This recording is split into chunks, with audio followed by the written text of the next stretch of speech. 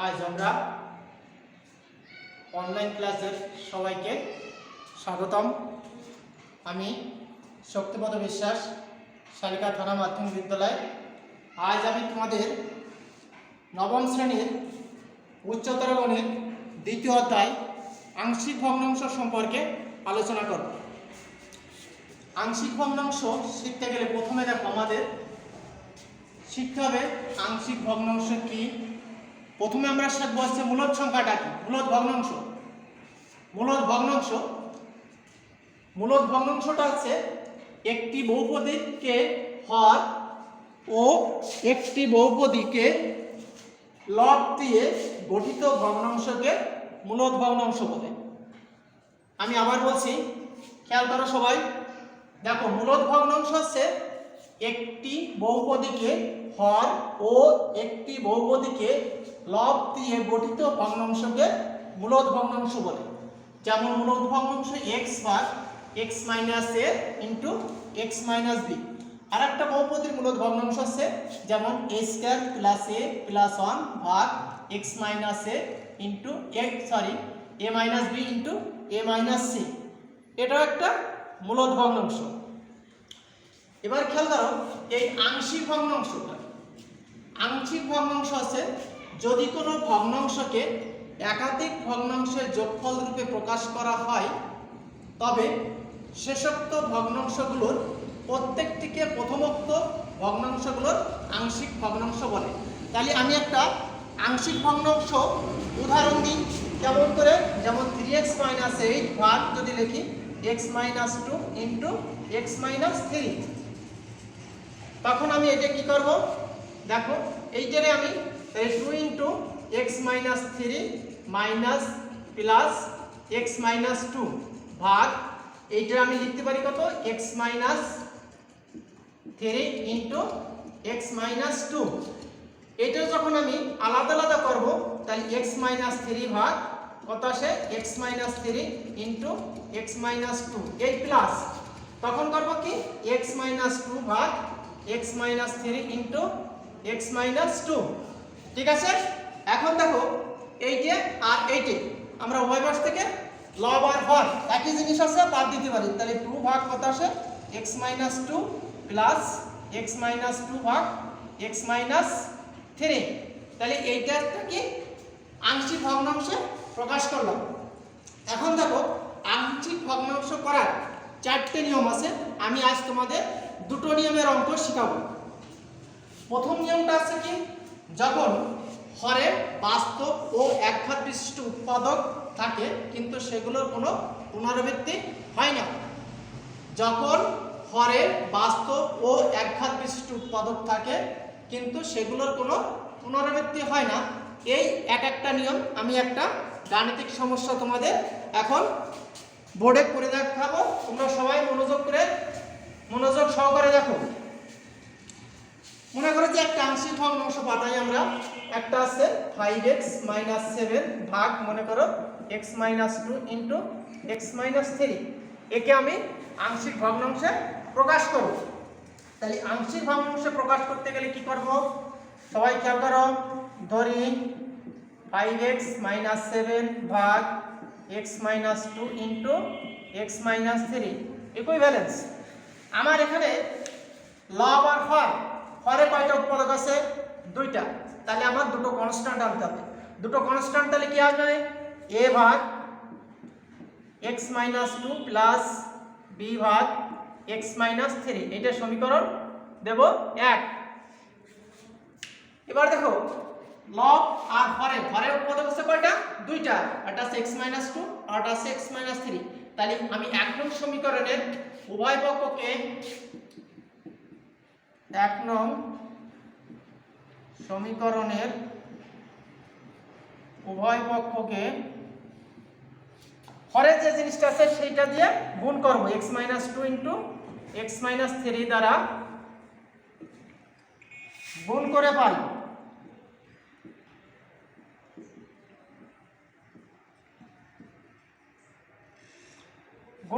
তাহলে গুণ করলে কত আসবে, 5x মাইনাস 7 ইকুইভ্যালেন্স।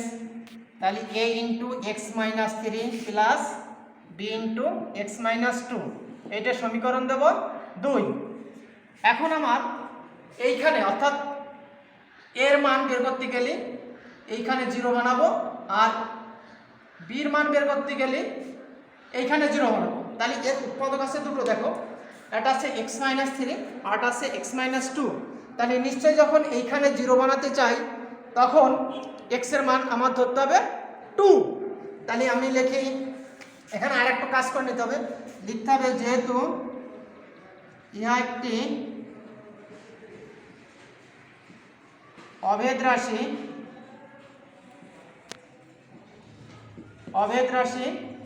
অতএব এক্স এর সকল মানের জন্য সমীকরণটি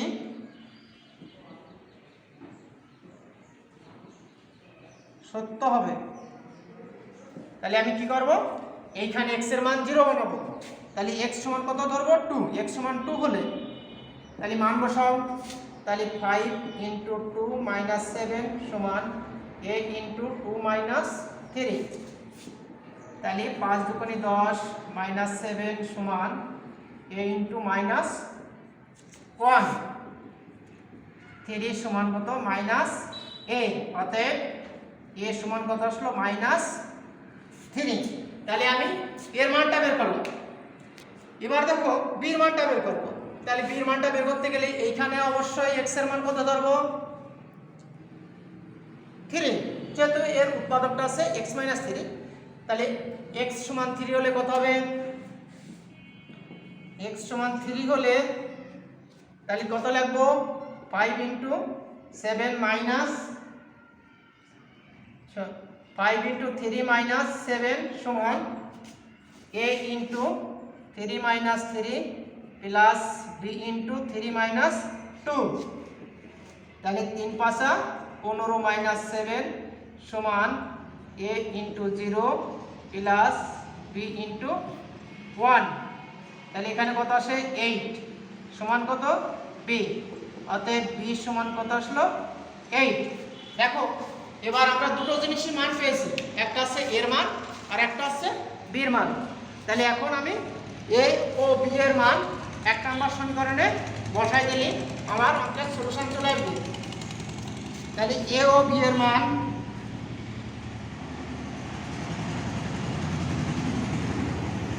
এক নং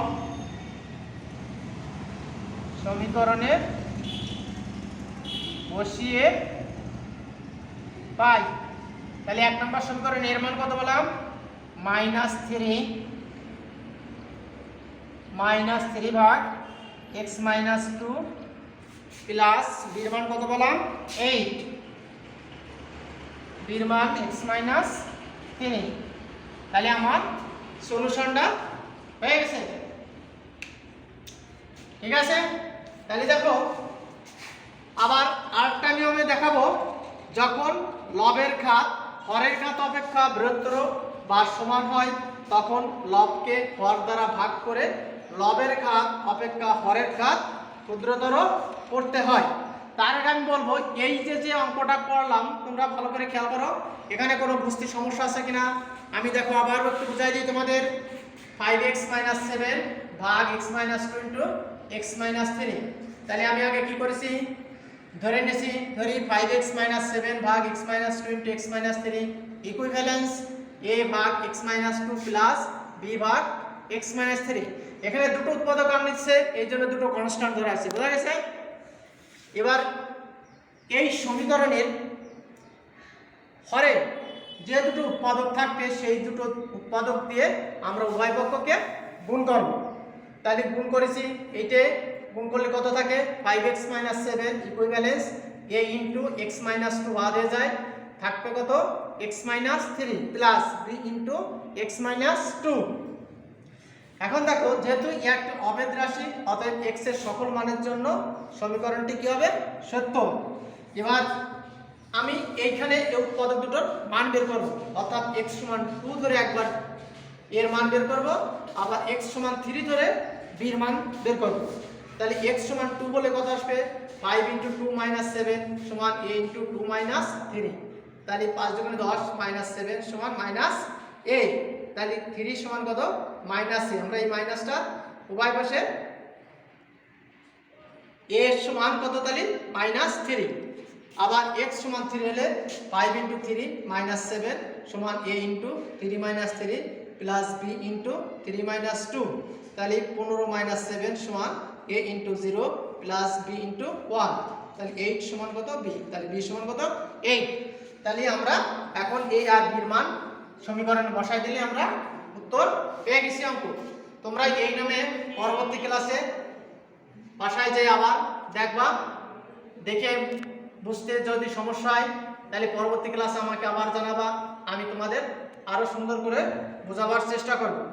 এবার দেখো 2 নিয়ম, যখন লবের ঘাত আর হরের ঘাত সমান তখন এই নিয়মটা কি আসে,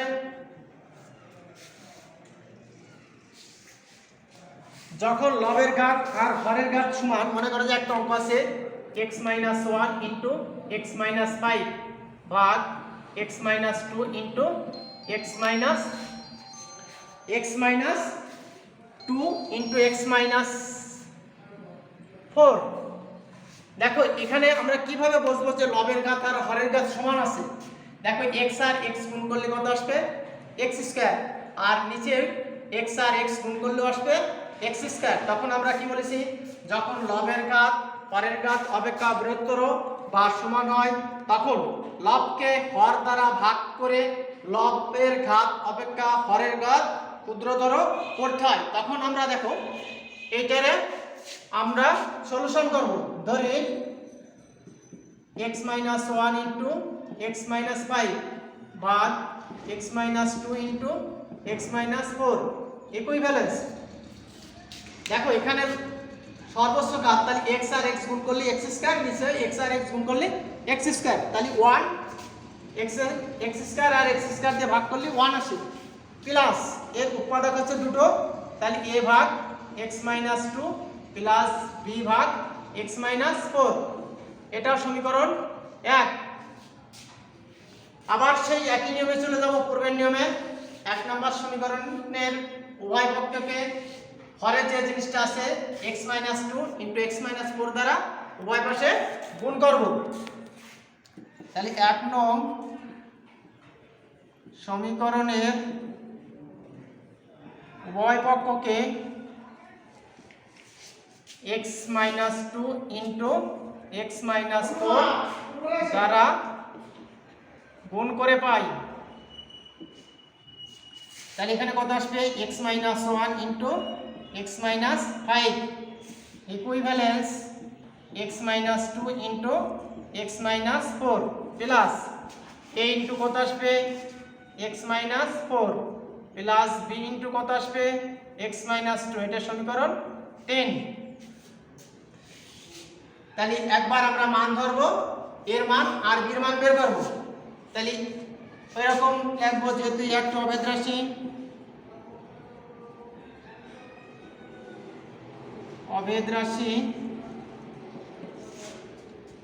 অতএব x এর সকল মানের জন্য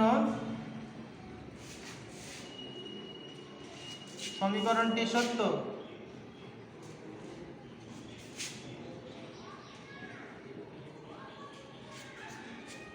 তাহলে x সমান কত ধরব, x সমান 4 হলে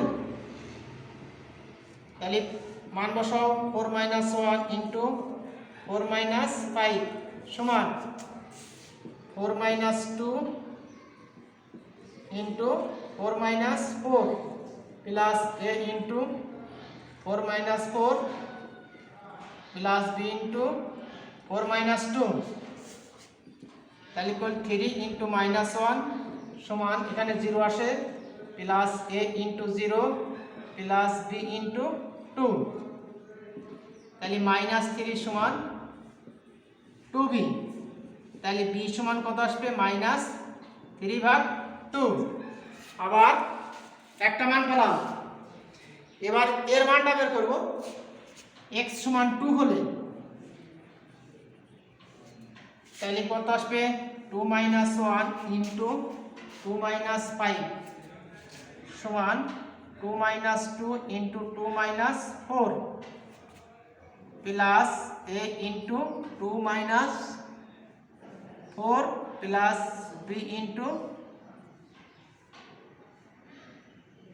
2 - 2। তাহলে এখানে করলে কত আসবে 1 ইন্টু -3 সমান 0 প্লাস -2a। তাহলে কত আসলো -3 সমান -2a। উভয় পাশ থেকে মাইনাস বাদ দেব, তাহলে 3 সমান কত 2a। তাহলে a সমান কত 3/2। এখন দেখো আমরা দুটো মানই পেয়েছি, একটা এর মান আর একটা বি এর মান। এখন a ও b এর মান 1 নম্বর সমীকরণ বসাও।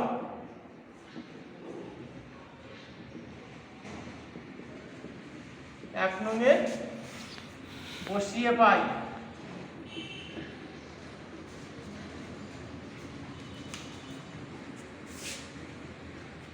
তাহলে 1 নম্বর সমীকরণ আমার কত ছিল